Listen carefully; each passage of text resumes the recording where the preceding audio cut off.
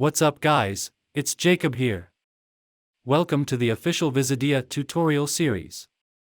In today's video, we'll show you how to integrate your Prestashop website with Visidea.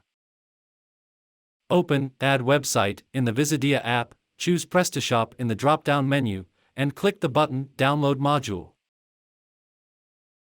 Download our Prestashop module. Open your Prestashop Store admin. Click on Modules, Module Manager. Click on Upload a Module button and upload the previously downloaded zip package.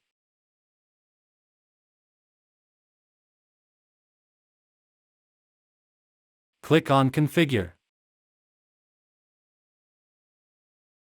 Click on Integrate with Visidea button.